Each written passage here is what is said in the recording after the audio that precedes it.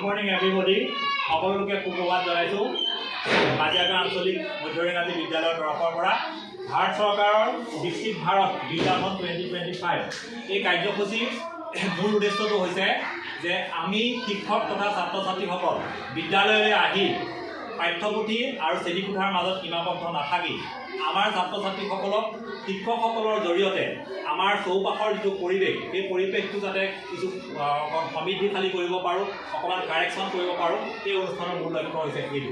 এই অনুষ্ঠানৰ লগত সংগতি ৰাখি আমাৰ বিদ্যালয়ৰ ছাত্ৰীসকলে এটি টিম খুলিছে। টিমটোৰ নাম হৈছে গাৰ্ড আৰু ইয়াৰ মূল টিমটো হৈছে সমৃদ্ধি ভাৰত।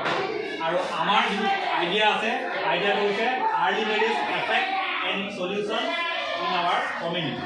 এতিয়া মই অসমীয়াত বুজাই দিছোঁ তোমালোকক। ইয়াৰ অৰ্থটো হৈছে আমি স্কুলৰ চৌপাশৰ পৰিৱেশটো দেখা পাইছোঁ যে ইয়াত সৰু সৰু ছোৱালীবিলাক খুব কম বয়সতে বিবাহিত হয়, বিবাহ পাশত আবদ্ধ হয়।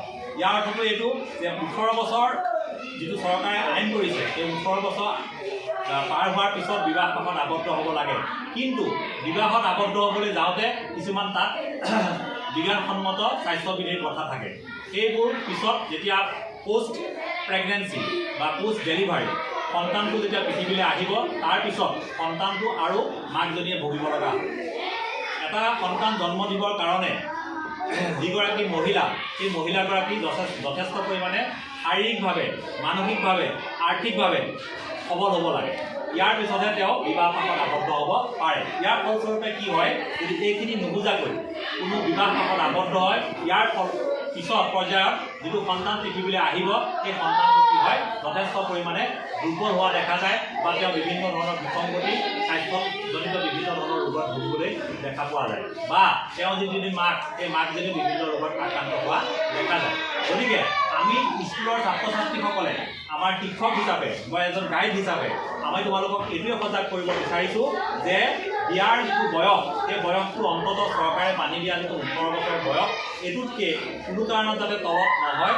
আৰু পাৰিলে ইয়াক আৰু 2 বছৰমান আগুৱাই তোমালোকে নিজকে শিক্ষা, স্বাস্থ্য আৰু আমাৰ যিটো দেশখনৰ যিটো অৰ্থনীতি বা আমাৰ চৰকাৰে মানি দিয়া যিখিনি নিয়ম নীতি, এই সকলোখিনি আয়ত্ত কৰাৰ পিছতহে আমাৰ সমাজৰ যিসকল মহিলা তেওঁলোক বিবাহ পাশত আবদ্ধ হোৱাটো উচিত। এতিয়া আমি শিক্ষক বা তোমালোক ছাত্ৰ ছাত্ৰী হিচাপে তোমালোকৰ দায়িত্বটো হৈছে বা আমাৰ দায়িত্বটো হৈছে আমাৰ চৌপাশৰ যিখিনি মানুহ আছে, সেই মানুহখিনিক আমি সজাগ কৰি তুলিব লাগে যে সোনকালে বিবাহ পাশত আবদ্ধ হোৱাটো এটা বেআইনী প্ৰক্ৰিয়া, লগতে ই নিজৰ লগতে স্বাস্থ্যৰ কাৰণেও যথেষ্ট ক্ষতিকাৰক হয়। কথাটো সকলোৱে বুজি পাইছানে? তোমালোকে যিহেতুকে ছাত্ৰ, গতিকে ছাত্ৰী, গতিকে আমাৰ বিদ্যালয়লৈ শ্ৰেণীকোঠাৰ মাজত ইয়াত থাকি শিক্ষাদান গ্ৰহণ কৰাৰ বাহিৰেও তোমালোকে চাৰিওপাশৰ মানুহক, তোমালোকৰ বিশেষকৈ মহিলাসকলক, ওচৰ-চুবুৰীয়া সকলোকে এই কথাটো সজাগ কৰি তুলিবা যে বিবাহ পাশত আবদ্ধ হোৱাৰ বয়স অন্ততঃ 18 পৰা 20 বছৰ হ'ব লাগে। ইয়ে আমাৰ কি কৰিব, দেশখনৰ যিটো সমৃদ্ধি ভাৰত তাক আমাৰ অৰিহণা যোগাব, লগতে আমাৰ নিজকো, আমাৰ সমাজখন স্বাস্থ্যৱান, সম্পদশালী গৈ সকলোকে গঢ়ি তুলিব। এইখিনি মই তোমালোকৰ এই যিটো বিজ্ঞাপন 2025 early marriage effect and solution in our community, এইখিনি ধন্যবাদ।